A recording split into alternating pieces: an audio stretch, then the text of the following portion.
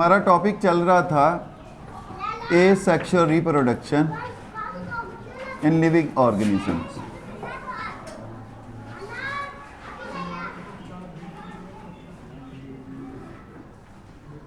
अब asexual reproduction में बेटे हम पढ़ चुके एसेक्सुअल रिप्रोडक्शन बाइनरी फिशन भी होती है,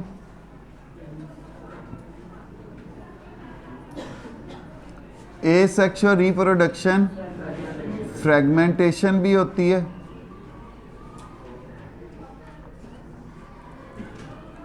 स्पोर फॉर्मेशन,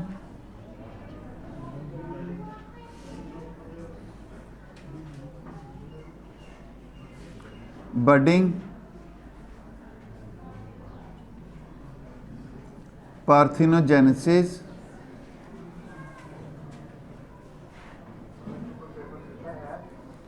और आज का टॉपिक बेटे हमारा vegetative propagation.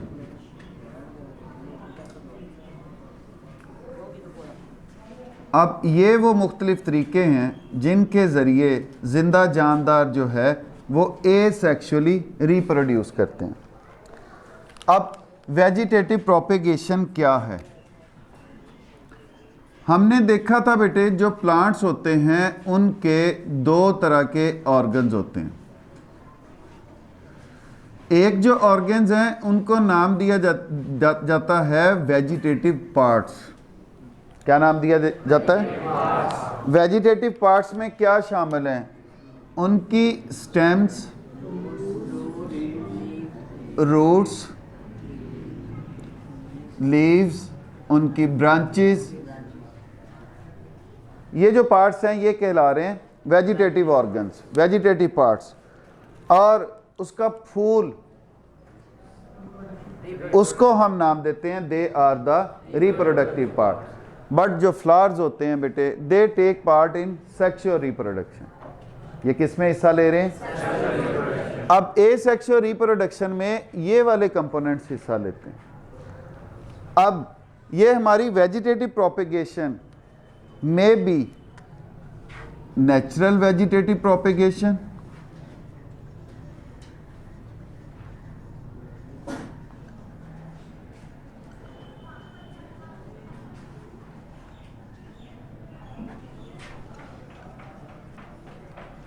it may be artificial vegetative propagation,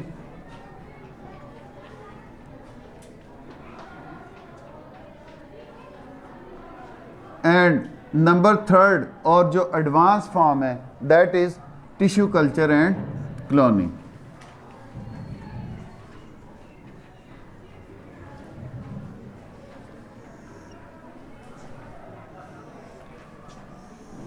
vegetative propagation हमारी कितनी तरह की हो सकती है बेटे? नेचुरल वेजिटेटिव प्रोपेगेशन, आर्टिफिशियल और टिश्यू कल्चर। अब बेटे अगर हम नेचुरल वेजिटेटिव प्रोपेगेशन देखें, ये आम कुदरती तरीके से होने वाली है। ये कि आम कुदरती तरीके से, इनकी आगे इकसाम है, जैसे it may be bulbs, it may be rhizomes, it may be corms,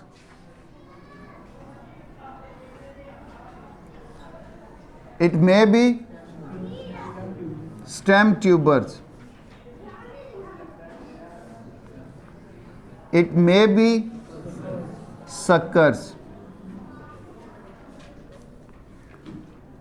and it may be by leaves। अब ये हमारे नेचुरल वेजिटेटिव प्रोपेगेशन के तरीक़ेकार हैं। They may be bulbs, rhizomes, combs, stem tubers, suckers and by leaves। अब combs क्या होते हैं? They are short underground stems surrounded by thick fleshy leaves। क्या characteristics हैं इसके बेटे? They are short, मौजूद कहाँ हैं? अंडरग्राउंड ज़मीन के नीचे हैं, शॉर्ट हैं, स्टेम सराउंडेड बाय किन्होंने घेरा हुआ है इन्हें? Thick fleshy leaves.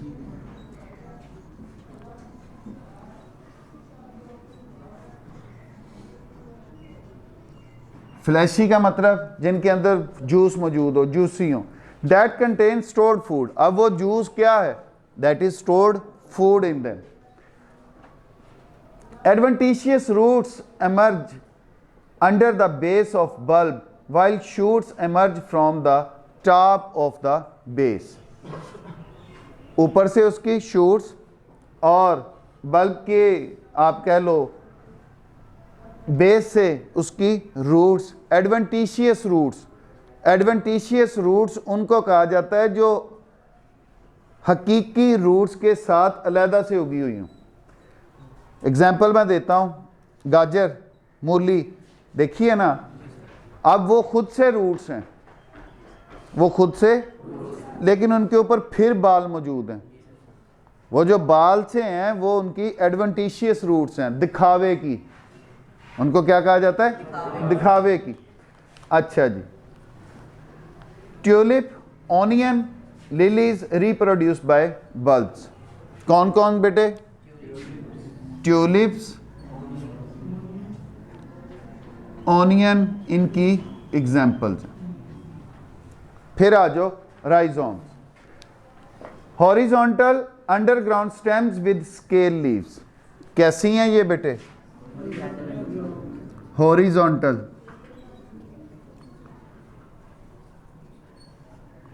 Horizontal, sorry,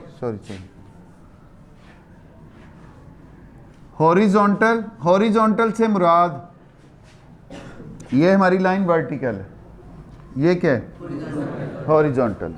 ठीक है। हॉरिजॉन्टल अंडरग्राउंड स्टेम्स,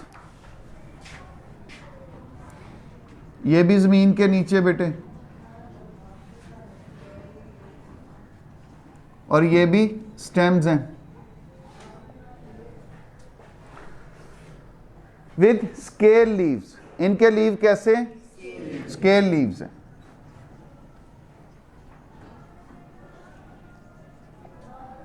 अच्छा जी। There are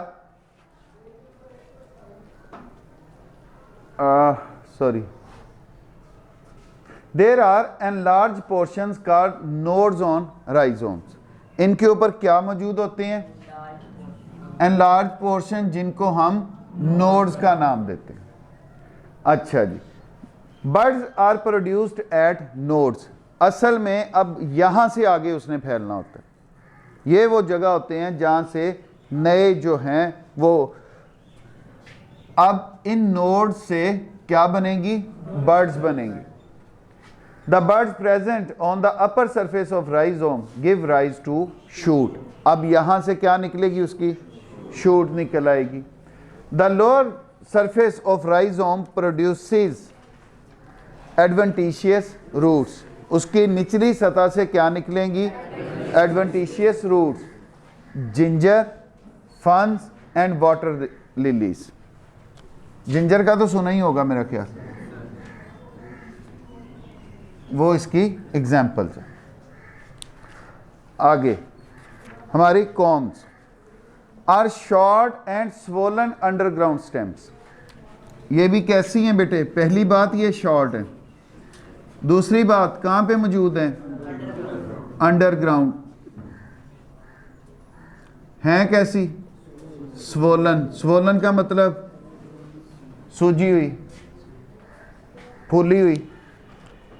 containing store food. अब वो किसकी वजह से हैं? स्टोर्ड फूड की वजह से। Buds are present at the top of corms. इसमें क्या मौजूद है? बर्ड्स एट टॉप, उसके ऊपर बर्ड्स मौजूद हैं। From a bird shoot grows and forms a new plant. उस बर्ड से क्या निकलती हैं? शूट्स निकलती हैं और नया पौधा। डैशीन एंड गार्लिक। गार्लिक जानी बूझी शय है, किसे कहते हैं? लेसन को। Dasheen and garlic reproduce by this. वो लेसन जो है बो दिया नीचे से उसकी, और ऊपर वाले हिस्से से उसकी शूट जो है वो निकलना शुरू हो जाती है। अच्छा जी, stem tubers, enlarged portion of an underground stem. ये क्या है? एनलार्ज्ड। ये भी कहां पे मौजूद है? Underground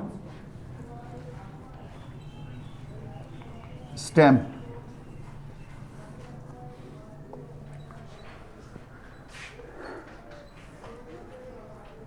There are aggregation of tiny buds in the form of eyes along the surface of tubers. अब इन ट्यूबर्स के ऊपर आप कह लें बर्ड्स की कलेक्शन मौजूद है जो कि इसकी आइज कहलाती हैं। ये क्या कहलाती हैं? Each bud develop into shoot that grows upward and also produces roots. हर जो बर्ड है वो ऊपर की तरफ उगती है, उससे शूट्स बन जाती हैं और फिर उनसे रूट्स बनना शुरू हो जाती हैं। पोटैटोस एंड यम्स, आलू।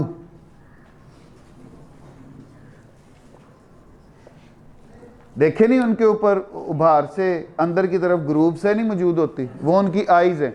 जब उनको बोया जाता है उस आलू को ही बोया जाता है, उसकी जो आइज होती हैं, जो बर्ड्स होती हैं, उन्हीं में से ऊपर की तरफ शूट्स और हर में से रूट्स निकलना शुरू हो जाती हैं। फिर उसको हर एक रूट को ट्यूबर्स जो हैं उनके वो बन जाते हैं। एक से काफ़ी ज़्यादा जो है हमारे पोटैटोज वो हासिल हो जाते हैं। Suckers are lateral stem close to ground level. Underground नहीं कहा। एक तो ये हैं किधर? लेटरल। लेटरल का मतलब साइडों पे, क्लोज टू ग्राउंड लेवल, जमीन के करीब होती हैं, अंडरग्राउंड नहीं है। A sucker grows underground from some distance and then turns upward. थोड़ा सा नीचे जाएंगे, ये अगर हमारी अर्थ है, ग्राउंड है, ये इस तरह से, लेकिन ऊपर ये इस तरह से, फिर ऊपर ये इस तरह से, फिर ऊपर ये इस तरह से, फिर ऊपर। रूट्स इनकी एक जगह पे ही होंगी, थोड़ा सा ज़मीन के साथ साथ अंडरग्राउंड जाएंगे, फिर वो ऊपर बाहर निकल आएगी। And then turns up producing the new plant. Mint and chrysanthemum reproduce in this way. Mint किसे कहते हैं? पुदीना। और पुदीना तो मेरा ख्याल देखा ही होगा आपने, अब उगता हुआ भी शायद घरों में भी कई लोगों ने अपने जो बनाई हुई हैं छोटी क्यारियाँ, उनके अंदर भी उन्होंने लगाए होते हैं, तो वो भी। अब बाय लीव्स। बाय लीव्स का मतलब कुछ पौधे ऐसे हैं जब उनके पत्ते गिरते हैं तो वो किसी ऐसी जगह पे गिर जाते हैं जहाँ पे उनको न्यूट्रिएंट्स भी मिल रहे होते हैं, एनवायरनमेंट उनके लिए फेवरेबल होती है। तो उस पत्ते से, उस पत्ते के ऊपर से नए छोटे पौधे, नन्हे पौधे जो हैं वो उसके उगना शुरू हो जाते हैं। जैसे पत्थर चट का पौधा। जैसे क्या बेटे? पत्थर चट का पौधा, वो इसी तरह से बाय लीव्स जो है वो ग्रो करता है। Bryophyllum, पत्थर चट, this plant has fleshy leaves and adventitious buds are present at the, adventitious मतलब दिखावे की birds हैं उसके ऊपर वो, at the margins of leaves. When leaf falls on ground, the buds grow into new plants. तो वो birds जो हैं वो किस में कन्वर्ट हो जाती हैं? अच्छा जी, अब इस वेजिटेटिव प्रोपिगेशन का दूसरा तरीका, that is called artificial vegetative propagation. इसके लिए दो मेथड बेटे जो हम कुदरती तौर पे नहीं मौजूद लेकिन हम करते हैं, एक उसकी कलमकारी और दूसरी उसकी ग्राफ्टिंग। ग्राफ्टिंग मतलब उसकी पेवंदकारी और दूसरा कटिंग। कटिंग मतलब उसकी कलमकारी।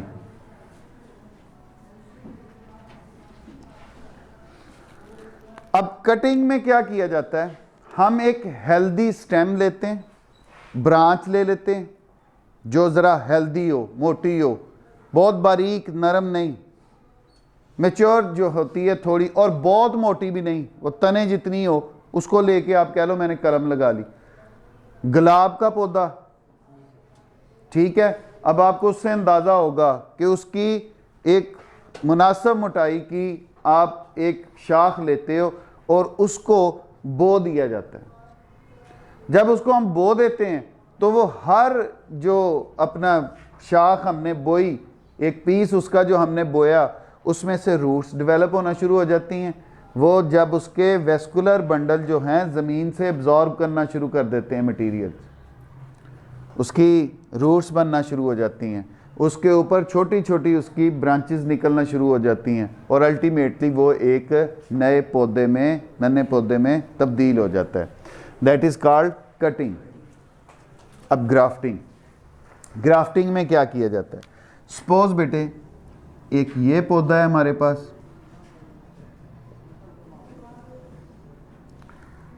और एक ये पौधा है हमारे पास,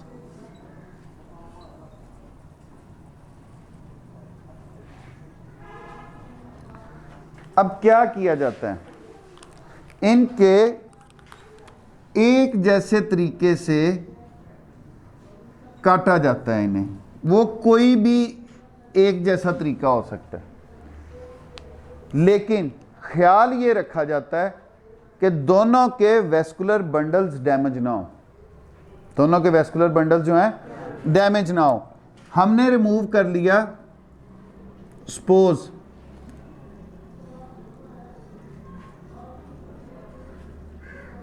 ये हिस्सा, हमने इससे काटा हुआ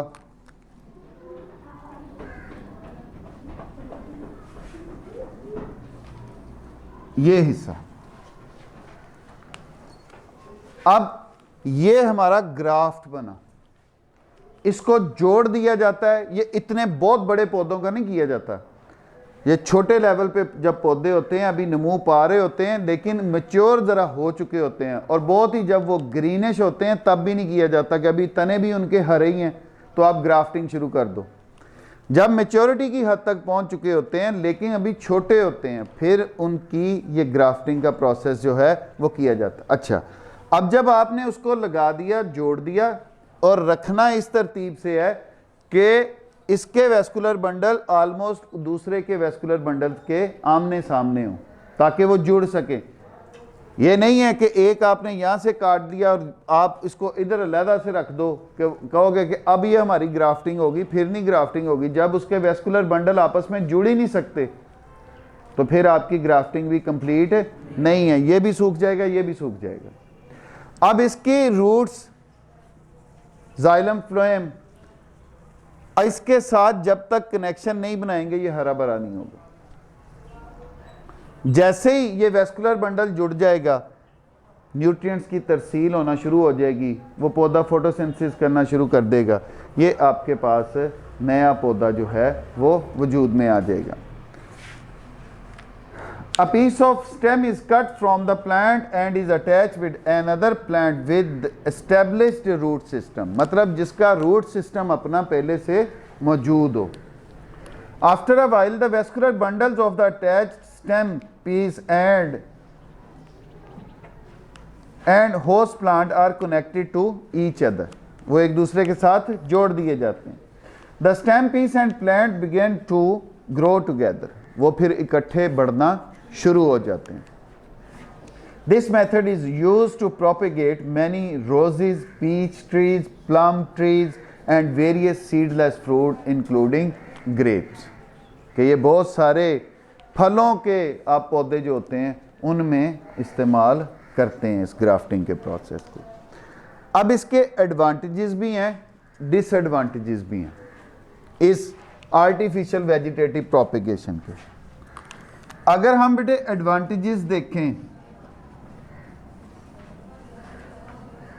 आपको थोड़े अरसे में इन दोनों मेथड्स को इस्तेमाल करके ज़्यादा नंबर मिल जाता है, ज़्यादा तादाद मिल जाती है पौधों की। आप 100 कलमें एक दफ़ा ही लगा दें गुलाब की, और अगर उसमें से 90 भी एक ही टाइम पे ग्रो कर गई तो एक ही दफ़ा में आप 90 पौधे हासिल कर रहे हैं। फिर अगली बात, अगला फ़ायदा कि वो सारे एक ही नस्ल से ताल्लुक़ रख रहे होंगे। जिस एक पौधे से आपने ली हैं कलमें, वो तमाम एक ही स्पीशीज़, एक ही करैक्टरिस्टिक और एक ही। अब ये भी बड़े फ़ायदे की बात है, लेकिन यही फ़ायदा उनके लिए नुकसानदेह भी साबित हो जाता है, क्योंकि वो एक ही जेनेटिक मटेरियल रख रहे हैं। अब एक ही जेनेटिक मटेरियल की वजह से जो एक पौधे को वायरल या बैक्टीरियल इन्फेक्शन होगी, वो किसका क्या होगा? सबको हो जाएगी, चूंकि उनमें इम्यूनिटी मौजूद नहीं। फिर जब वो डिफरेंट स्पीशीज़ या आप डिफरेंट जेनेटिक मेकअप वाले एक ही स्पीशीज़ के भी पौधे होंगे, जारी बात है किसी में कोई इम्यूनिटी मौजूद होगी, किसी में कोई इम्यूनिटी मौजूद होगी। अगर एक ही ऑर्गेनिज्म की वजह से, वायरस की वजह से कोई आने वाली बीमारी है तो वो सभी को डिस्ट्रॉय नहीं करेगी। ये एक इसका डिसएडवांटेज है। बाकी जो है अपना दो इसके फ़वायद हैं, यील्ड ज़्यादा, तादाद ज़्यादा। अब जो एडवांस्ड फार्म है हमारी वेजिटेटिव प्रोपेगेशन की, that is tissue culture. Tissue culture क्या है? टिश्यू कल्चर में पौधे की सतह से किसी भी जगह से एक सेल ले लिया जाता है। जड़ से ले लें आप, उसकी रूट से ले लें, स्टेम से ले लें, लीव से ले लें, ब्रांचेस से ले लें, कहीं से भी एक सेल। अब हमारी जेनेटिक इंजीनियरिंग इस काबिल हो चुकी कि हम इसके न्यूक्लियस में अपनी मर्जी के जीन्स, अपनी मर्जी के क्रोमोसोम्स या डीएनए में छेड़खानियां कर सकते हैं।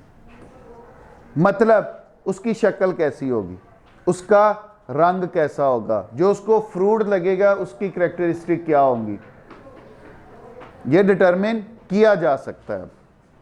अच्छा जी, अब क्या होगा अगर वो छेड़खानियां करनी है, करने के बाद इस सेल को एक ख़ास मीडियम के अंदर रख दिया जाता है, जहां पर इसके ग्रो करने के लिए, इसकी तादाद बढ़ाने के लिए तमाम मौजू हालात इसको दे दिए जाते हैं। उससे क्या होगा, ये एक सेल जो है ये डिवाइड एंड सब डिवाइड हो के सेल्स का एक गुच्छा बना देगा, जिसको हम नाम देते हैं कैलूज। कैलूज बन गया। अब ये जो कैलूजेज हैं, इनको फिर एक और मीडियम में रखा जाता है, या उसी मीडियम के अंदर कुछ एंजाइम्स डाल दिए जाते हैं, कुछ हार्मोन्स डाल दिए जाते हैं, जो कि इसमें डिफरेंशिएशन का प्रोसेस कराते हैं। पहले ये सेल का एक गुच्छा बना, बस पहले क्या बना, एक जैसे सेल्स का गुच्छा बन गया। अब इसी के अंदर, इस मीडियम के अंदर, या इस कैलूज को हमने शिफ्ट कर दिया ऐसे मीडियम के अंदर जिसमें कुछ एंजाइम्स और हार्मोन्स मौजूद हैं, जो कि इसमें डिफरेंशिएशन का प्रोसेस करवाएंगे। डिफरेंशिएशन का प्रोसेस मतलब कुछ सेल्स को एडवाइस करेंगे कि वो रूट्स बनाएं, कुछ सेल्स को वो एडवाइस करेंगे कि वो स्टेम बना दें, और कुछ को वो लीव्स, ब्रांचेस उनमें तब्दील करना शुरू कर देगा। जब ये डिफरेंशिएशन का प्रोसेस होगा, अब ये छोटे छोटे आपके पास पौधे बनना शुरू हो जाएंगे। अब इन छोटे पौधों को, इस पनीरी को आप पॉट्स के अंदर, गमलों के अंदर शिफ्ट करना शुरू कर देंगे, और जैसे ही वो उसमें ग्रो करना शुरू कर देंगे, फिर आप उसको मिट्टी के अंदर किसी भी जगह बो सकते हो, वो अपने पौधों में तब्दील हो सकते हो। ये है बेटे आज का एडवांस्ड आजकल का तरीका, that is called tissue culture. और क्लोनिंग भी इसी से मिलता जुलता ही एक शय है। जो वो डॉली शीप वगैरह तैयार की थी जेनेटिक इंजीनियरिंग के ज़रिए, वो भी सोमेटिक सेल से तैयार की गई थी, वो भी क्लोनिंग। मतलब ये आपस में कह लो रिश्तेदारी हैं, टिश्यू कल्चर और क्लोनिंग जो है। जी बेटे, यहाँ तक ये हमारा वेजिटेटिव प्रोपेगेशन एसेक्सुअल रिप्रोडक्शन का हिस्सा। 3 तरह की होती है, natural vegetative propagation, artificial propagation और tissue culture, that is an advance form. आपकी वेजिटेटिव प्रोपेगेशन जो है नेचुरल तरीके से, that may be bulbs, rhizomes, corms, stem tubers, suckers and by leaves. आपकी जो आर्टिफिशियल प्रोपेगेशन है that may be grafting, cutting.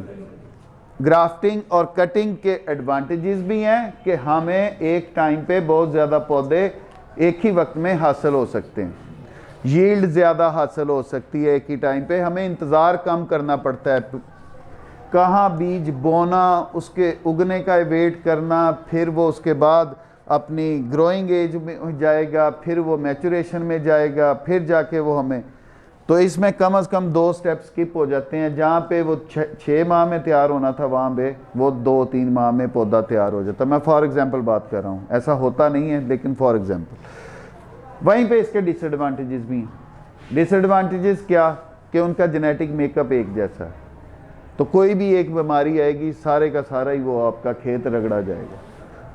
फिर आपका टिश्यू कल्चर, उसमें कोई भी एक सेल लेकर उस एक सेल को मीडियम्स प्रोवाइड करके आर्टिफिशियली हम छोटे नन्हे पौधों में तब्दील कर लेते हैं और नन्हे पौधों को हम बो देते हैं, उससे हमारे पास नए पौधे जो हैं वो जन्म लेते हैं। जी बेटे, यहाँ तक की क्वेश्चन।